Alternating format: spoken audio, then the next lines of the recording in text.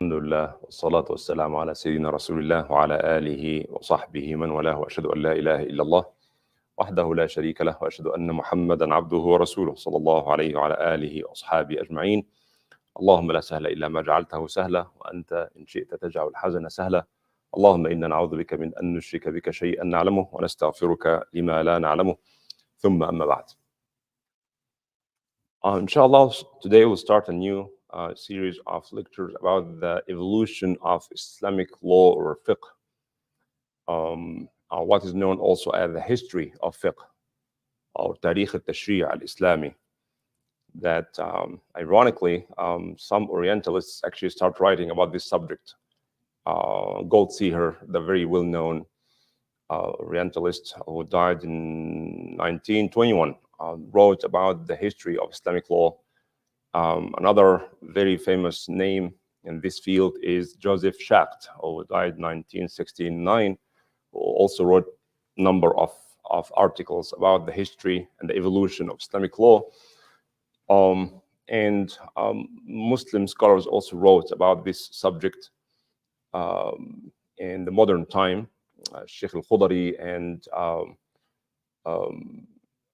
Sheikh Dr. Mustafa Shalabi and others wrote about the evolution of al-Tashri' al-Islami, or Islamic Sharia, or Sharia law, or Islamic law. How did it start, and where are we from this evolution?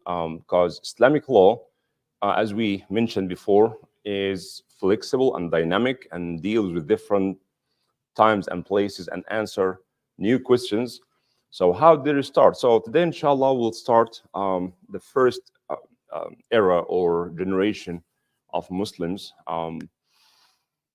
Al-Hajawi actually wrote also about this subject, and Sheikh al-Khudari divided this the time between the Prophet until now into 6 stages. One, the time of the Khulafa al-Rashidin and the young Sahaba, and then at-Tabi'een, and then a golden age of the Madhahib between the beginning of the 2nd century and the end of the 3rd century of Al-Hijrah. And then Al-Masail al-Kubra and big questions until the fall of Baghdad in what year? 656. Remember this date, 656 Hijri, 656. This is when, in the month of Safar, when Baghdad fell the Mongols. It was a big crisis, one of the biggest crises in our history. Even some historians were hesitant to write about what happened then. And then from that time until modern time, how the fiqh has shaped and leads some sort of confusion to many Muslims. And so we'll start, inshallah, today even with the time. Sheikh al-Khudari started by Kibar al-Sahaba, but I will go even a step back and talk about fiqh in the time of the Prophet sallallahu alaihi wasallam. As we said before, fiqh is an attempt to know the will of God and the hukm of any mas'ala, right? Halal or haram or makruh or wajib and so on. So obviously in the time of the Prophet, there is no need for ijtihad. Why? Because the Prophet is there. People go and ask the Prophet questions, right? So there's no need to have scholars there, because the scholar is Rasulullah. The only reference is Rasulullah sallallahu alaihi wasallam. So people go and ask him, and he gives them the hukm. Sometimes he does not know, no revelation came.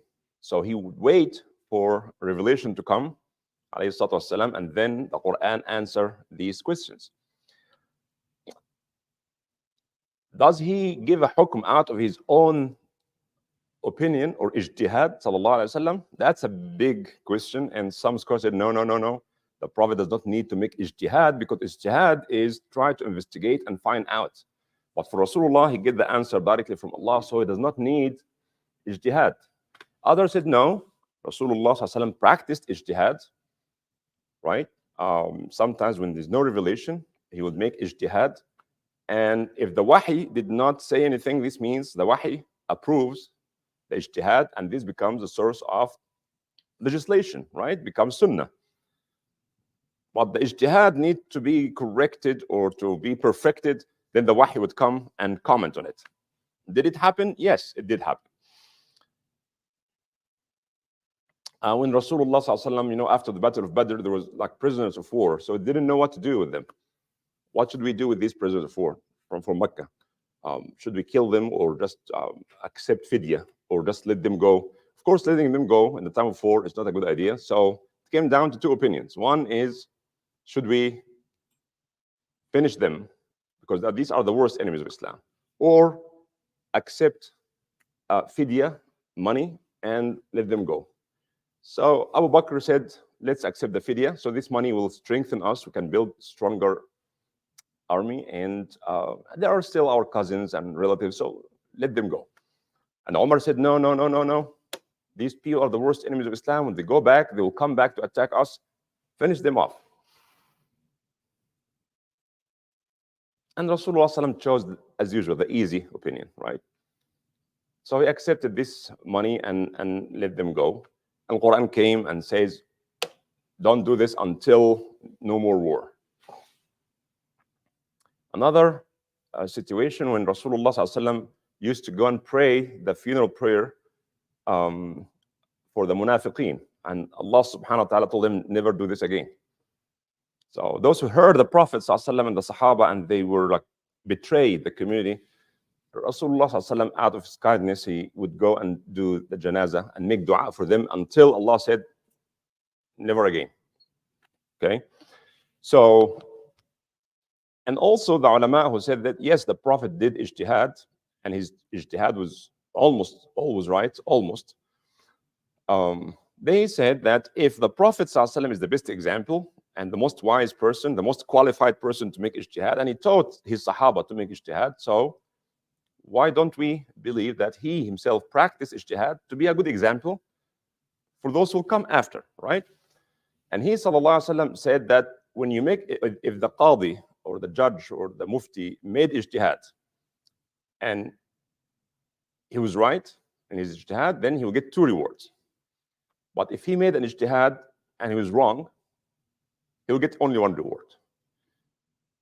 Okay, so there's no talk about punishment, right? So the mujtahid either will get 1 reward or 2 rewards, which encourage those who are qualified to make ijtihad. Because sometimes you have no hukm. What we're going to do? We're going to say, we don't know? No, we have to find out the will of God in this point and then make a hukm or fatwa based on that, all right? So, and some ulama even went further to talk about the concept of tafweed. Tafweed means that Allah gave the Prophet the authority to make laws, all right? And they quoted some hadith such as, لولا أن أشق على أمتي لأمرتهم بالسواك عند كل صلاة. If it was not difficult for my ummah, I would have ordered them to make siwak, to brush their teeth every time they make wudu. If it was not, it seems like the Prophet ﷺ found out that it's going to be difficult, so he did not do it. So in other words, he has space, he has like authority to make ijtihad based on his own judgment. So, but when we look at the life of the Prophet, we'll find out that some Sahaba did ijtihad in the time of the Prophet, when the Prophet was not there. So they were traveling, they were in a situation, the Prophet was not around, so you have to make ijtihad. You have to find out what to do. All right? It happened a number of times, and the Prophet approved it. One of the examples is that we know that in the time when you have no water, then what we do tayammum, right? If you have no water and the salah time comes and there's no water around, so you make tayammum. You just put your hand on the sand or dirt and wipe your hand and your face, and that's it, right? وَمَنْ لَمْ يَجِدْ إِلَّا صَعِيدًا تَيَمَّمَ, as Ibn Khafajah said. قَبِّلُ رَسْمَ الدَّارِ حُبًّا لِأَهْلِهَا وَمَنْ لَمْ يَجِدْ إِلَّا صَعِيدًا تَيَمَّمَ. Right? So if you have no water, then make tayammum.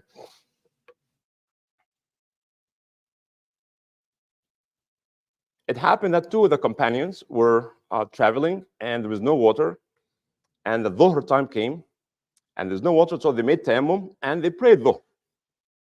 And tayammum replaces wudu. So now, what if the water came before Asr? Would you make wudu and repeat your salah, or the salah you did with tayammum would be sufficient? What do you think? Yeah, but salah is sufficient. It's made with tayammum, not with wudu, because water was not there. But now water is there. The water came. So should he repeat the salah with new wudu, or the salah he did with tayammum is sufficient? Huh? What do you mean both ways? If you were there, what would you do? Should you repeat or not repeat the salah? So now I'm asking you, what would you do? So you're not going to repeat the salah? Okay. Anybody else? Huh? Wudu? You feel better if you made wudu and repeat the salah with wudu? Yes. Okay. All right. You guys like the easy way. All right. So this happened, and one of the Sahaba actually did wudu and made tayammum, because to him tayammum replaces water, right? So what water came before Asr, if it came after Asr in the evening, khalas, you don't have to repeat. But we still have time. It's a dhuhr time, and we have water, so he did feel comfortable to make another wudu, to make wudu and to repeat his dhuhr salah. And the other one said, no, I've done dhuhr already. Khalas, this cannot pray two dhuhr, right? And when they came to the Prophet ﷺ, they told him what happened. And he said to the one who did not repeat the salah, and the first salah was sufficient, he said, asabta sunnah. You did the sunnah. And he said to the one who repeated the salah, he said, you get two rewards.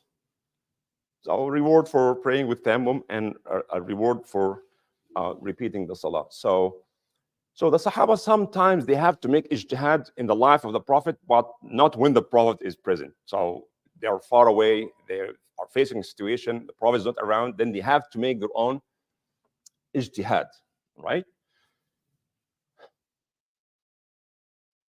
Another story, Amr ibn al-As just became Muslim, and that's interesting because he became Muslim, and next day the Prophet appointed him as a leader because he has a leadership qualities. He just became Muslim yesterday. And next day, the Prophet, you are the leader of this army, just go. And he went with some of the Sahaba. And then far away from Medina, it was a cold night, and he became junub. So in the morning, to pray Fajr, he leads them in prayer. And he was junub, and water was there, but he did tayammum. And he led the Salah. And the Sahaba did not feel comfortable at all. How dare you lead the salah while you're junub? You have to take a shower. And when they came back to Medina, they complained. The Prophet, Ya Rasulullah, Amr led us in Salat al-Fajr while he was junub.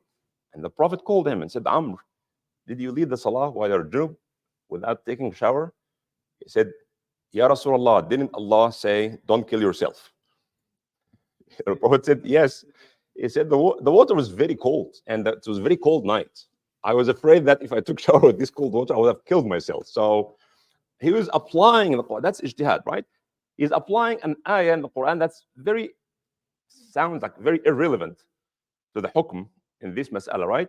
But he made the analogy that Allah said, don't kill yourself, applies to me now, because if I did take shower with this cold water, I would have killed myself. And the Prophet smiled, and he didn't say anything. And the silence of the Prophet is an approval, right? So this is another example of how the Sahaba did practice ijtihad even in the life of the Prophet, but not in the presence of the Prophet. In the presence of the Prophet, nobody would dare to make ijtihad, right? They make suggestions in non-religious things, but when it comes to religion, nobody makes ijtihad while the Prophet is there, right? Another example, a person with the name of Mujazzaz al-Mudlaji, Bani Mudlaj. In the old days, they don't have DNA technology. So if the son does not like look like his father in a way, and the family have doubt if this is the son of that person, they have professional people, right? Al-Qafa, they name them.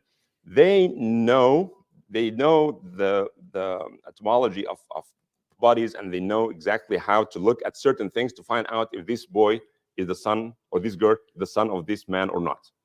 They know. That's like a tradition in Arabia. Like some people know the history and the family trees of everybody. That some people are specialized in this. Abu Bakr as-Siddiq was one of them.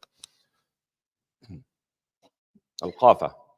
So when people have doubt, they call this expert, and he would come and look at certain parts of the body of the son and the father, and makes conclusion. This happened for Zayd ibn Haritha, who was adopted by the Prophet, and he was known for a long period of time as Zayd ibn Muhammad. He was a slave, and the uncle of Khadija, radiallahu anha, bought him, and he gave him as a servant, slave to Khadija, and Khadija gave it to the Prophet ﷺ, and the Prophet freed him. All right, and he was like the son of the Prophet. People for a while called him Zayd ibn Muhammad, until Surah Al-Ahzab came and talked about "Ud'uhum li'aba'ihim huwa aqsatu 'inda Allah." So you cannot give them your last name, right? So you can adopt a child, but you cannot give him your last name. It has to be made clear that he's not biological son, right? You can raise him and treat him like your son, but you cannot say he's my son. Okay, that's a difference. We can talk about this later. But Zayd actually got married, and he gave a child to Usama ibn Zayd.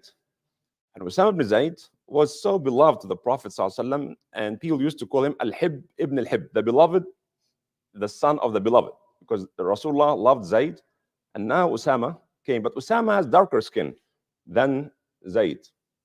And because of that, people had doubt. People start talking. And you know, people like to talk about these things, like these juicy things. And of course, the Prophet did not like that. So they called this man Mujaddad, and he came and he ordered before he entered that both the son and the father, they cover their face. Okay, and they sit next to each other. And he looked at their feet, and he examined both of them. And he said, "This boy is the son of this man." And the Prophet was so happy.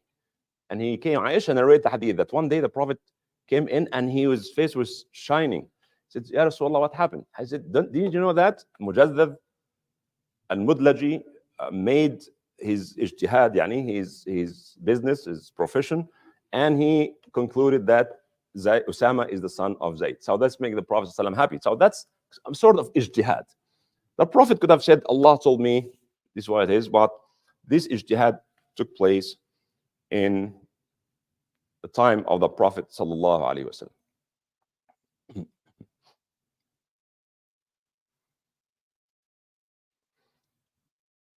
Another very good example that will help us also understand the variety of opinions in Islamic law, and how Islamic law is so dynamic and accepts different points of view. Bani Qurayza, for those of you who listened to the Friday khutbah, we talked about Al-Ahzab, and Bani Qurayza actually betrayed the Prophet and Muslims, and they broke their covenant at the time of war, which is a treason. And then when Al-Ahzab left, the wind came, and it was 20 plus days. It was cold and windy, and Abu Sufyan and the leaders of Ghatafan decided to go back home. So that was the end of the war, right? But because Bani Qurayza, who lived in the south of Medina, they broke their covenant, peace treaty with the Prophet ﷺ at the time of war, and they took part of this war. When they came back to pray Dhuhr in the Prophet's masjid, Rasulullah, after Salat al-Dhuhr, stood up and he said, "Those who believe in Allah and the Day of Judgment should not praise Asr, except in Bani Qurayza." Again, the Prophet after Salah. Now imagine you are in the masjid, and the Prophet ﷺ tells you, if you believe in Allah and the Day of Judgment, do not pray Asr except in Bani Qurayza. They are done with the Ahzab, with the combined force, the allies. They're gone. North of Medina, they're gone. And now we have to deal with those who betrayed us, Bani Qurayza, in the south, far south of Medina. Okay, so the Sahaba, of course, listen to the Prophet ﷺ, and after Salat al-Dhuhr, they got their camels or horses and start traveling south to Bani Qurayza. Now, it's almost Maghrib time. Sun is about to set. And what did the Prophet say? He said, do not pray Asr except in Bani Qurayza. So now Asr time is coming to an end. So in the way, some Sahaba said, well, let's like take a short break and pray Asr before Maghrib and then continue. Because we are ordered to pray on time, right? Especially Salat al-Asr, by the way, the middle prayer. Rasulullah said in a hadith, just a side point, that he who missed Asr Salah with no valid excuse, it is like what it's like someone who lost his entire family members and his entire wealth. That's even worse. Hadith Sahih. Quran says, حافظوا على الصلوات والصلاة الوسطى. Guard your prayer. Pray on time, especially the middle prayer. Anyways, so Sahaba understand this. You cannot delay Asr until after it's like a big thing. And they prayed Asr. Other Sahaba said, no. The Prophet said, do not pray Asr except in Bani Qurayza. So let Maghrib comes. And the Maghrib came. And they arrived Bani Qurayza after Isha. And they prayed Asr, Maghrib, and Isha together. Now, I ask you, if you were there listening to the Prophet, there's no one in between. There's no narrations and hadith. And you heard the Prophet, you saw the Prophet saying, do not pray Asr except Bani Qurayza. Would you pray with those who prayed on the way before Maghrib? Or would you rather wait until you arrive to Bani Qurayza and pray Asr even after Isha? I want to hear from you. What would you do? What would you do? Yeah. I don't want to be loud, but I have a problem. I think this is, I don't know how to say it. I'm trying to be very, very careful. This is minimizing Prophet's judgment. You would have known how long it takes. So answer me. Yeah, would you pray in Asr in the road or in Bani Qurayza? I would pray. Asr prayer on time. Okay. But I think this whole motion, I think it's minimizing Prophet's judgment. To think that he did not understand how long it takes to get there. Okay, thank you. Anybody else?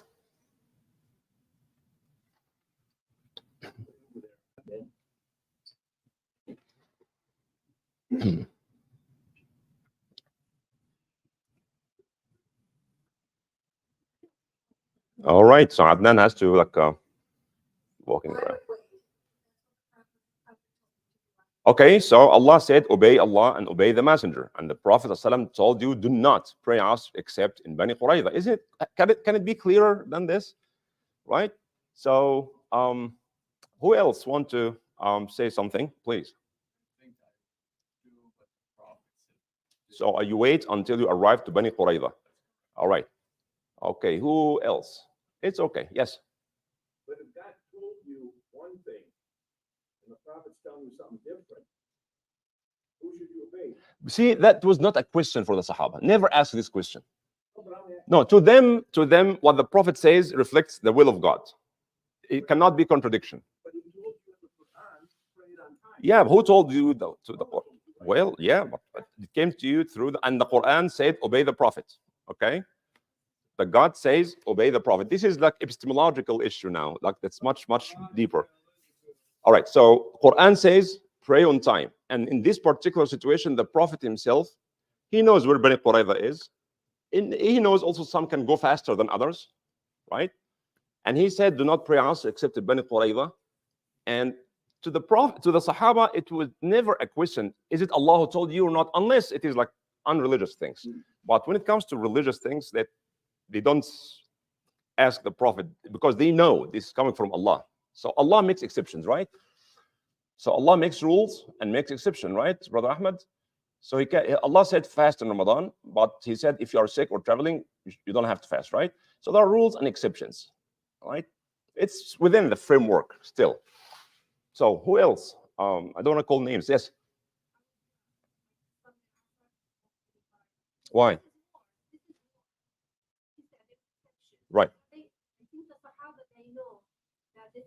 Are you saying the Sahaba prayed on their way, they were wrong? I was never there, but for me, if you ask me, and I was there, and I believe in Rasulullah, I would just pray like as Beni Qurayza. Okay, so let me ask you the same question in a different way. If we assume both were right, who is closer to the right? Like it's 50%, sorry, 60%, 40%.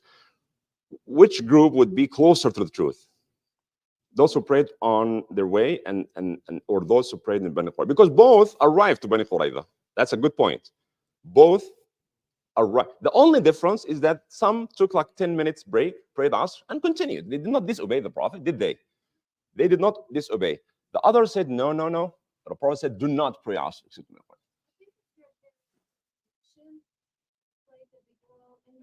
when he said do not pray after Qurayza, he was like, we have to do something now. We have to act on it now. So it's like urgency. They have to teach them. True, true. But when it comes to the Salah, is it like disobedience to the command of the Prophet, or it's still within the command of the Prophet?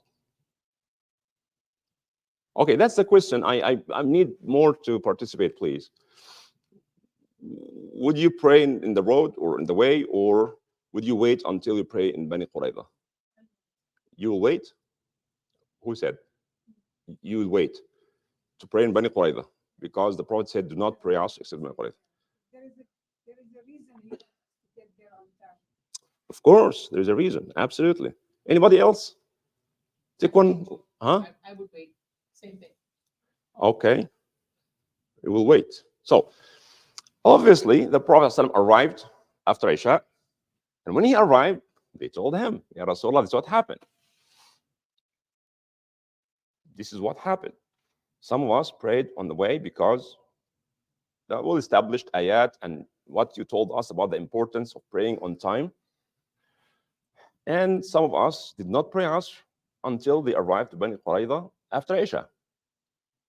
And the Prophet approved both of them.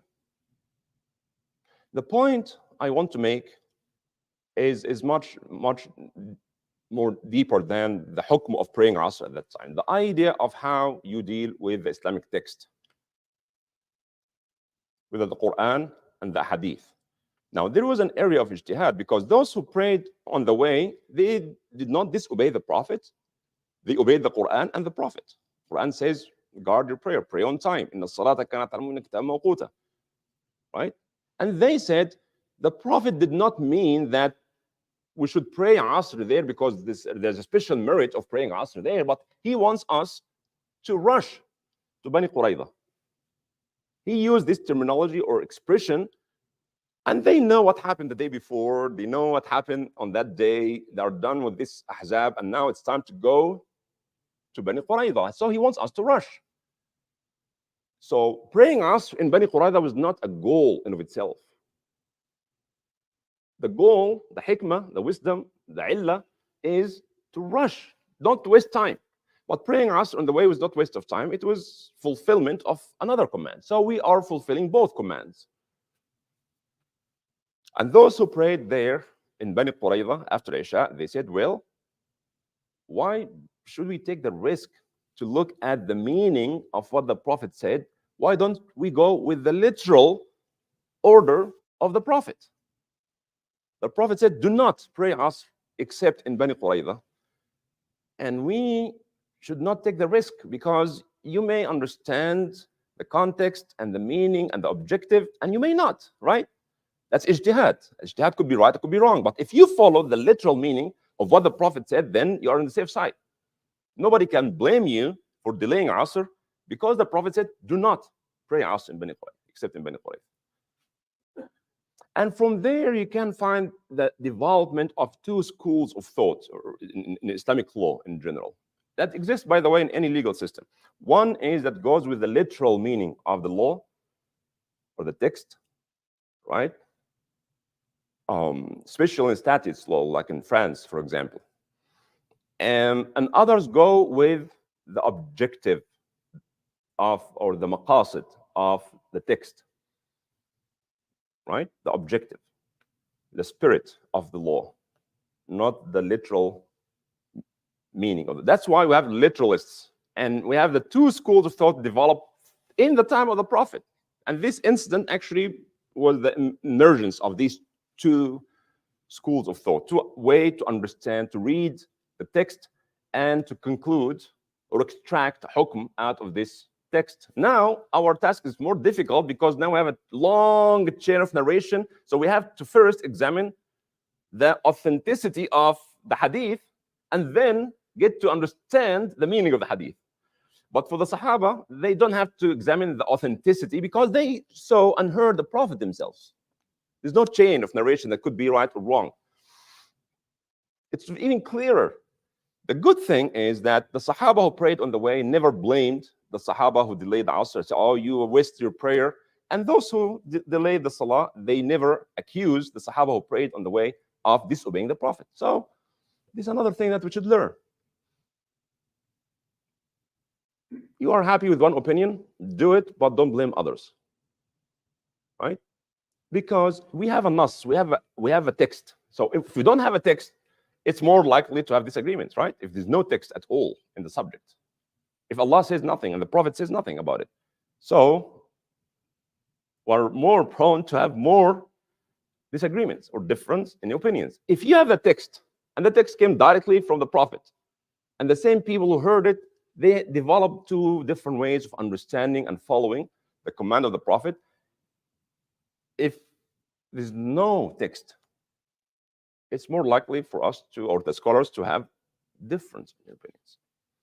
So this school of Madrasat al-Ra'i, called Madrasat al-Ra'i, those who pray on the way, is called Madrasat al-Ra'i. Ra'i means opinion or ijtihad. They have a text, but they try to understand the objective of the text. And Imam Abu Hanifa is considered, like Ali ibn Abi Talib and Abdullah ibn Mas'ud and others went to Iraq and established this school of thought. And those who stayed in Medina and Mecca and Hijaz area, they have tons of texts, Quran and many ahadith. So it's called Madrasat al-Athar, Athariyin, Atharis, or Hijaz and Iraq. Al-Ra'i, the people of ijtihad and qiyas and analogy, and the people of text. What the text says, this is what it is. All right? This is what it is. You don't want to just make ijtihad there. Follow.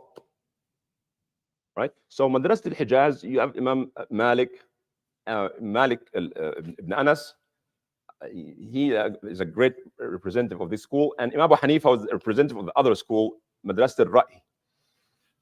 Imam Shafi'i came and he tried actually to reconcile, to be the bridge between Madrasat al-Ra'i in Iraq and Madrasat al-Athar or al-Hadith in al-Hijaz.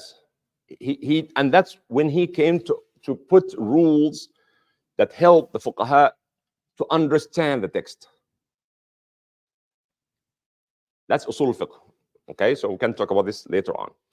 What he found out is there's a problem. How to read the text. And what do you conclude from the text? And that's the genius of Imam Shafi'i. That's the genius of Imam Shafi'i. So let me give you an example. If I ask you, if Allah said in the Quran, do something, does this mean it's wajib? It's a must, it's a fard? Or does it mean it's recommended? Or does it mean it is merely permissible? What do you think? When Allah says, oh, you believe, do this, does it mean that it's fard, wajib, you have to do it? And if you don't do it, you'll be punished? Yes or no? No, that's not true. See, this is one of the things that make so many people fanatic. I'm not saying you're fanatic. What I'm saying is that this way of thinking, Imam Shafi'i found a problem. Not any order in the Quran means it's wajib. I will give you an example. It could be, many ulama said, originally it is wajib unless it is proven otherwise. But I'll give you an example. When Allah subhanahu wa ta'ala says in the Quran, Surah Al-Jum'ah, يا أيها الذين آمنوا إذا نودي للصلاة من يوم الجمعة فاسعوا إلى ذكر الله. When you hear the adhan of Jum'ah, rush to the dhikrullah in the masajid, yani. Go to the masjid. وَذَرُوا الْبَيْعِ. Leave your business and go to the masjid. Is this fard or not? It's fard, right? Allah said, do this. Okay. You have to. It's an order. It's a wajib, right? فإذا قضيت الصلاة, when salah is done, right? What the Quran says, إذا قضيت الصلاة فانتشروا في الأرض. When the salah is over, then spread on earth. Means that go back to your business, go back to whatever you want to do. Go back. انتشروا, spread on earth. That is an order that we have to do, or you can stay in the masjid longer if you want. Is it disobedience to stay in the masjid after Jum'ah? But Allah said, when the salah is over, go out. It's permissible. Now, unless you fulfill the fard, but now it is okay for you to go back to continue, resume your social business activities. So the first order, فَاسْعَوْا إِلَى ذِكْرِ اللَّهِ, it's fard. But the second one, انتشروا في الأرض وابتغوا من فضل الله, do business, seek, provision. It's permissible. So the order is not always wajib. It could be permissible, or it could be recommended. So when you read the text, it's dangerous to extract a ruling and conclusion from a text.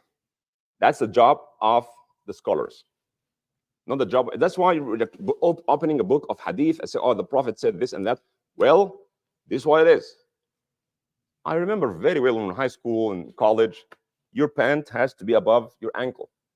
And I see young people, they, fold their pants, above their ankle, because there's a hadith. Hadith said, whatever goes below the ankle is in the hellfire. So, okay. First of all, did the Prophet say that? That's the first question. Did the Prophet say that? That's the huge business of the ulama al-hadith, to examine this chain of narrations, well connected, all people there are trustworthy, and okay, the Prophet said that. Okay. The second task is, what did the Prophet mean by this? Like Bani Qurayza, story of Bani Qurayza. What did he mean by this? What was the context? Is there any other narrations that can help us understand what this particular hadith means? Yeah, there are plenty of other narrations. Says, whoever prolong his clothes to go below his ankle out of arrogance will be in the hellfire. So now we understand. When you put this next to this, okay, so this hadith alone, you cannot conclude anything from it. You have to put this next to this, and now you have the big picture. Because according to Arabic custom at that time, that those who want to show arrogance, that they will have a long clothes touching the floor. So the Prophet said, Allah hates arrogant people. And if you do this out of arrogance, then you'll be in the hellfire. The other hadith did not say arrogance. It said, whoever, makes his clothes below, longer than, or touch the floor, then he'll be in the hellfire. So the job of the scholars is to collect all these hadith and ayat and put it together, and then you reach a conclusion. You know how dangerous it is now for someone to read an ayah or hadith, get an understanding, and he go and judge everybody else of being kafir and this and that. And I'm not exaggerating. A lot of bloodshed happened and takfir happened because of this kind of understanding. As some said, that's, it's very dangerous to have a scholar, have faqih, and half a doctor, and half a lawyer, right? Not even a quarter of faqih or quarter of a doctor. It's a disaster, right? So extracting a hukm from the nusus, from the Quran and Sunnah, it's not as easy as people say, oh, Allah said this, khalas, this should be it. No, it's not like this. It's not as simple as this, right? So we're still talking about ijtihad in the time of the Prophet sallallahu alaihi wasallam, and the Prophet allowed Sahaba to practice ijtihad in his life. Bani Qurayza, when they went there and they surrounded the fortress of Bani Qurayza for days, and they said, "What would Muhammad do to us if we accept his judgment? What would you do? Maybe he will kill all of us." And they said to the Prophet, "Can we talk to some of our allies among the Ansar?" He said, "Yes." "Whom would you accept?" The Prophet did something that never happened in human history. He said, "You choose your judge." The Prophet said to them, "You choose your judge." Because what they have done is a terrible mistake. It's like a treason. To break the peace treaty in the time of war, it's a treason. And they said, "Yes, that's so generous for you. We'll choose Sa'd ibn Mu'adh." Sa'd ibn Mu'adh was injured. Someone shot him with an arrow, and he was bleeding, and he was like in a very bad shape. So they brought him. They carried him, and they brought Sa'd ibn Mu'adh, who was a very good friend of Bani Qurayza before Islam. Very good friends. They're allies. And Mu'adh is brought. So Rasulullah said that, "Would you accept the arbitration of Mu'adh, of Sa'd ibn Mu'adh?" He said, "Yes, we trust him as our friend." And he said, "I will accept whatever comes out of the mouth of Sa'd ibn Mu'adh." The Prophet said. And Sa'd ibn Mu'adh said, "All adult men should be killed." And the Prophet said, "You made the judgment of Allah. Your judgment is the judgment of Allah subhanahu wa ta'ala." So he allowed Sa'd to make ijtihad, and the Prophet said, "I would accept Sa'd ibn Mu'adh judgment." So what I'm saying is, in the time of the Prophet, there was no need for ijtihad, because the Prophet is there. The Prophet is the point of reference. But the Sahaba did ijtihad sometimes when the Prophet was not there, and they would come to the Prophet, and he would correct or approve the ijtihad they made. Not only that, the Prophet ﷺ taught the Sahaba how to make ijtihad. When we talk about usul fiqh, we'll talk about one of the most common used mechanism to reach conclusion, which is known as qiyas, or analogy. The Prophet ﷺ told the Sahaba how to make analogy. So Umar said, "Ya Rasulullah, I made a mistake. I was fasting and I kissed my wife while I'm fasting." And the Prophet ﷺ said, "Don't you make wudu?" He said, "Yes." He said, "Don't you wash your mouth?" Madmada. Yeah. He said, "Yes." And the Prophet said, "So what? Does this break your fasting?" So now we have the analogy between a fasting person kissing his wife. It's nothing. It's like washing your mouth with water and you spit it, right? You don't swallow it. So the Prophet said, "Don't worry about this. It is like that." So that's exactly what qiyas is. Something is well established and something new, but they're similar in illah, or the common cause. And then they take the same ruling. So the Prophet ﷺ taught them how to practice qiyas. And there are many examples like this. A lady came and said, "Ya Rasulullah, my father died and he couldn't perform Hajj because he was old. Can I make Hajj on his behalf?" And he said, "See, if your father was in debt and he died before he paid off his debt, would it be accepted for you to pay off his debt on his behalf?" She said, "Yes." And said, "Then go and perform Hajj on behalf of your father." Then again, this is the mechanism of analogy. And he knows, sallallahu alaihi wasallam, the Sahaba listen and they will analyze this, because the time will come when the Prophet is not going to be there. So for those who are so upset with why we have different opinions, we have one Quran and one Sunnah, let's just follow Quran, Sunnah, are ignorant. They know nothing about Islamic law. Text is limited, and the questions that come from life every day is unlimited. And for the limited to govern or regulate the unlimited, there must be extra rules or mechanisms by which the ulama can reach a conclusion in the light or the ethical framework established in the text. So the text has the highest authority, and ijtihad must be done within this framework. Next time, inshallah, I'll be talking about ijtihad in the time of the Khulafa al-Rashidin, Abu Bakr, Umar, Uthman, and Ali. I will stop here if you have any comment or question.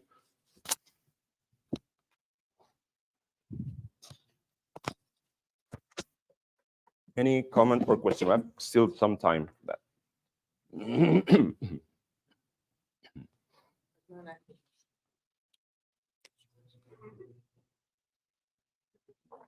alaikum, Imam. I have a question We'll get the microphone after. about not today's thing, but on Friday at the seal, you said how the surahs were named, and I forgot to ask the question then. Could you just elaborate, like you said, Tawheed or something like that? Yeah, the ulama have a disagreement over whether the tartib of the Quran. Let's talk about the tartib, and the order of the surahs. Is it like Al-Baqarah, Al-Imran, Nisa, Al-Ma'idah, Al-An'am, Araf, Al-Anfal, Al-Tawbah, Yunus, Hud, Yusuf, Ra'd, Ibrahim, Al-Hijr, Al-Nahl, Al-Isra, Al-Kahf, Maryam, Taha, Al-Anbiya? All this order, is it from Allah and the Prophet, or it is the ijtihad of the Sahaba? Right? Some ulama believe that the order of the Mus'haf we have is not the order of the revelation, right? Because the first surah should be Iqra bismi rabbika alladhi khalaq, right? And the last should be Surah Al-Ma'idah, chapter 5. But the order is made based on the length of the surahs. So we have the 7 long surahs, with the exception of Fatiha, of course, because Fatiha is the opening of the book. So Fatiha, and then followed by the surahs based on the size. The longest surahs first. And then you have Al-Mi'in, the surahs that have about 100 or more. And then Al-Mufassal, and then Qisar al-Surah. This is how Al-Quran was structured, right? So this order is not the order of revelation. Okay? So, and some actually claim that the order, the Mus'haf in the time of the Sahaba was written based on the order of revelation, but this does not exist anymore. The ijtihad of some Sahaba wrote it this way, but the ijtihad of the entire Sahaba is to put the Quran this way, so therefore it's a human ijtihad, approved by the Prophet, because Jibreel used to come to the Prophet every year in Ramadan to study Quran with him, right? So it seems like it's both, ijtihad approved by the Prophet ﷺ, then therefore it's tawqifi. And others said no. I'm sorry. It's ijtihad, not tawqifi. But others said no. It is Jibreel told the Prophet to put the Quran this way: Al-Baqarah, Al-Imran, Nisa, Al-Ma'idah, Al-An'am, and so on. Each group have their own arguments. Yani the Prophet, Hadith al-Bukhari and Muslim, one night he led the Salah, he recited Surah Al-Baqarah, and then Nisa, and then Al-Imran. So the order changed now, all right? So if the order was a must, the Prophet would have recited Al-Baqarah, Al-Imran, and Nisa, right? So this is an argument for those who said that the order is not tawqifi, it's not from Allah, it's not like a must. Others said, no, it is only permissible in nafl, like Al-Hanafi Madhahib. In nafl, you can change the order, but in fard, you cannot do that, all right? And imams, if the imam, there's something called tankis. Tankis mean that you recite a surah in the first rak'ah and a former surah in the second rak'ah. Yani, in the first rak'ah, the imam would read Qul huwa Allahu ahad, all right? In the second rak'ah, he reads Allahu la ilaha illa huwal hayyul qayyum in Surah Al-Baqarah. So now you're reading the first rak'ah, chapter 111, right? Or 111. No, 12. And then in the second rak'ah, you cannot go back and read from chapter 2. You read chapter 2 and then chapter 3 or 4. You see? So again, some ulama, those who believe tawqifi, said haram. You cannot do that. As an imam, you cannot do that. Others said it's better not to do that. It's makruh. But if you do so, salah is still valid, based on these two opinions. As for the names of the surah, same thing. Is this name of Surah Al-Baqarah, Al-Imran, comes from Allah? Jibreel told the Prophet, and the Prophet said it to the Sahaba. Some believe that, and others believe no. It is like ijtihad also. The Prophet named some surah, and he said Surah Al-Baqarah and Al-Imran. He named them. Others, again, two opinions are there. And that's why we have some surahs that have multiple names. All right, yes. Just a comment, like why some people may follow example literally when I was told and taught them to go and pray and pray. I was thinking of like what happened in Uhud, that when they didn't follow Rasul in order. Big difference. Because this was a clear disobedience. And their leader told them, listen, the Prophet said, don't leave until I send to you. All right? And this was clear disobedience. Those who prayed on the way did not disobey the Prophet, because the Prophet said, go to Banu Qurayza, and they prayed, and then they continued, right? But these people, the Prophet said, if you see the birds getting to our bodies and eating our bodies, don't come down until I send to you. It was super clear. It's not, there's no, okay, so sometimes when the text is definitive and decisive, there's no room for ijtihad. That's why the ulama says, la ijtihada ma'a nas. No ijtihad in the presence of the clearness. But what constitutes a clearness? That's the usul fiqh answer this question, right? So when the nas is clear, you cannot have ijtihad. I just gave the example the other day of those who suggested that let's, here in America, Muslims, if we made Friday prayer on Sunday, we'll have more audience. It's better. What kind of ijtihad is this? Come on. That's not ijtihad. That's you are canceling the nas. You cannot cancel the nas. You cannot put your own ijtihad above the text, because the text is the text represents Allah's will. Our job is to try to understand the will of Allah by reading the text and understand the text. There are so many rules to understand the text. Only those who understand these rules can extract a ruling. Oh, now everybody, oh, halal, haram, brother, this hellfire and things. Why? Oh, the Prophet said that. So the Prophet said that, but do you know what the Prophet also said? There's something تقييد المطلق وتخصيص العام والناسخ والمنسوخ. How to understand the text, and you have to master the Arabic language and to know the difference between the literal meaning and the metaphorical meanings.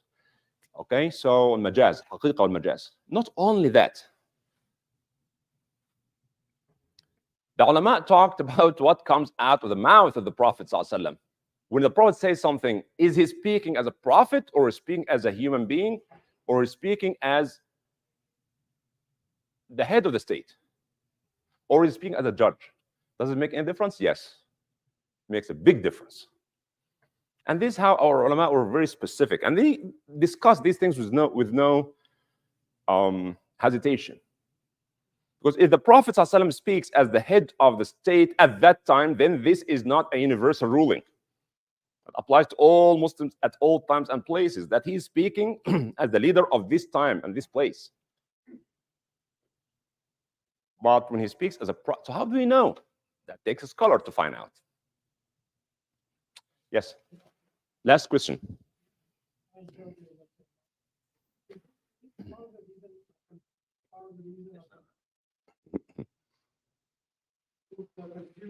Part of the reason that we cannot get exactly what Prophet said.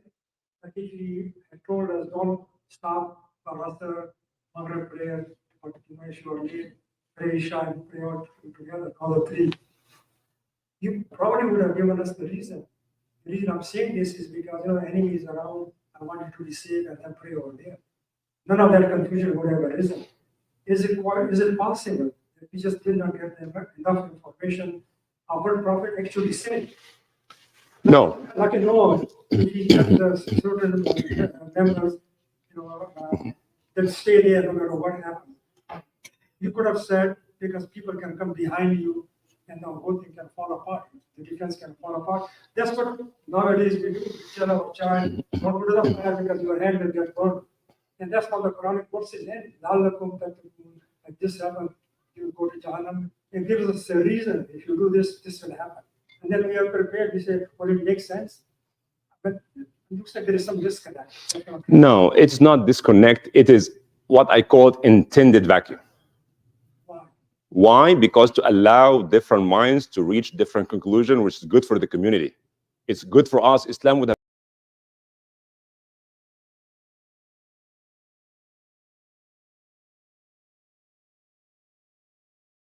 all right, collect these leaves, put in the bag, and take it out. So and so that the people come in the morning, collect it, right?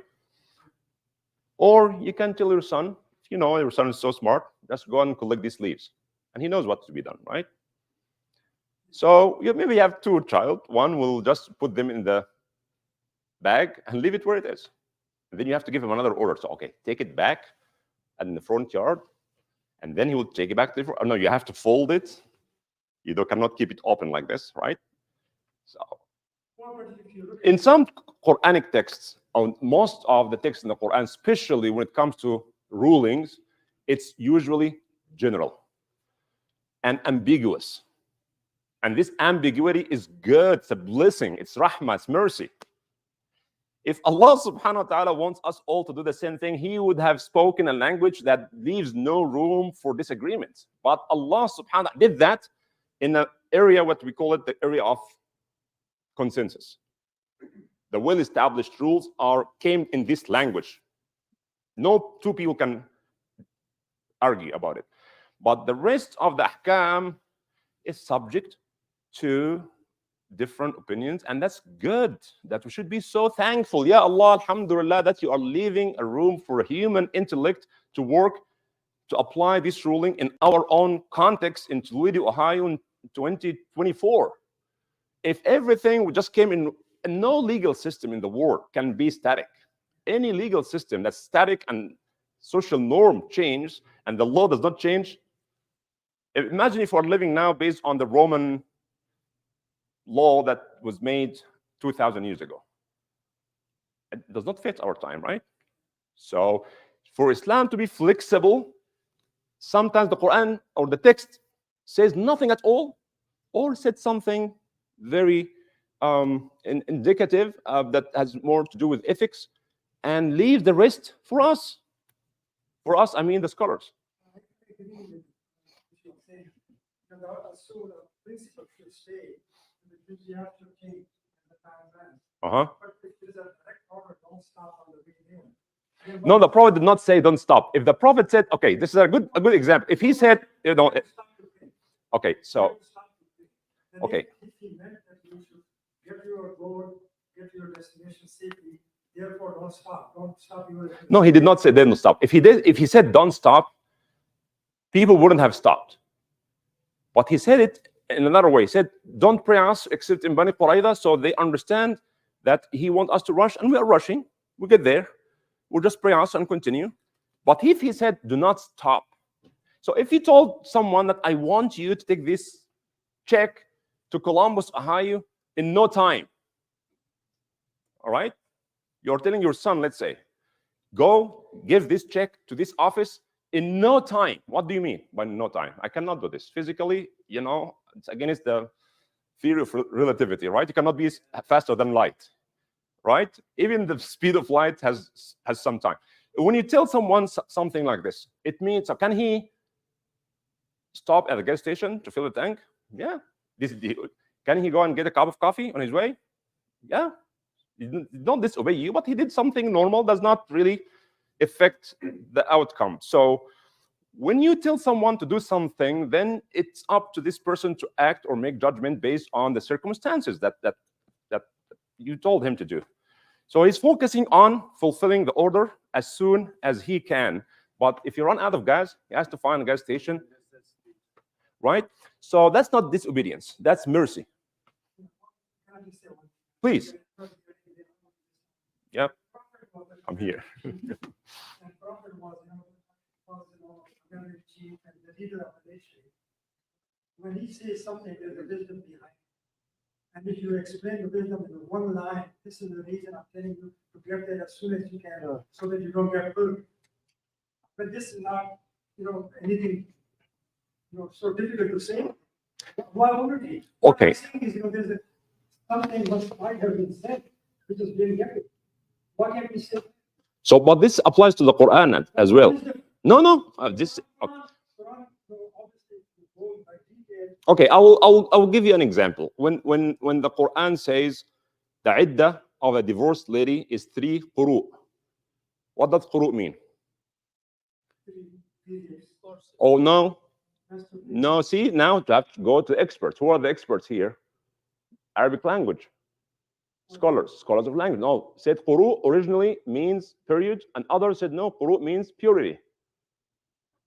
And they have very clear, very strong evidence to support their point. The word quru It's referred to the period and refers to the purity between periods, which means affect the length of the iddah. Could be 3 or 4 months. It depends on how do you understand it. So what the point is, why would the Quran use a terminology that Allah knows that people have different interpretation for it?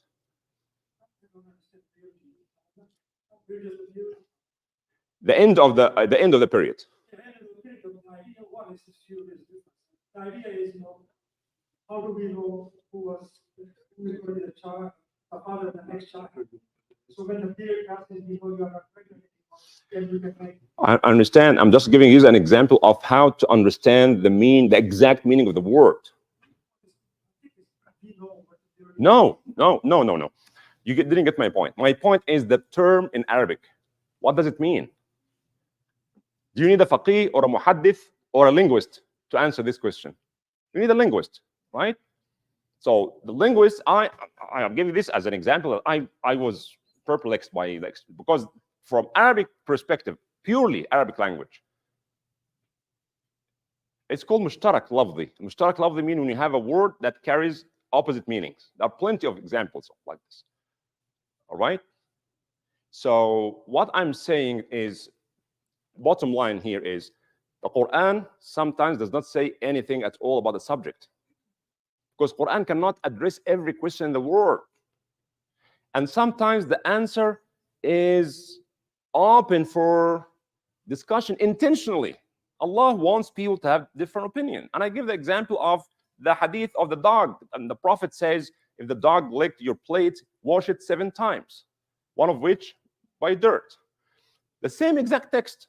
Some said, well, from this hadith, we know the dog is impure, najis. And Imam Malik said, no, I don't see anything in the hadith. Show me where it says in the hadith the dog is impure. So what I'm saying is that people can understand the same text in many different ways. And that's good for us because you have now a variety of opinions. And some of these opinions might not be popular in one place, but could be useful in other time and place. So to answer the question, it is intentionally left ambiguous. And the Prophet, the good news is the Prophet did not blame any of the two groups because he, sallallahu alaihi wasallam, wanted this to happen. He wanted people to have different opinions. And he approved it. He said, those who prayed in the road or in the way, didn't I say to you, don't pray except? He never did this. And he did not tell those who prayed after Isha, why did you miss your prayer? Why didn't you pray in their way? Because he understands texts most of the time are open for interpretation. Any text in the world, including the Quran and the Sunnah of the Prophet. You read the same ayah, the same hadith, but you have different understanding. So that's why the business of fiqh is not as simple as many people think it is. Continue next week, inshallah. Jazakumullah khair. You're welcome. You're welcome.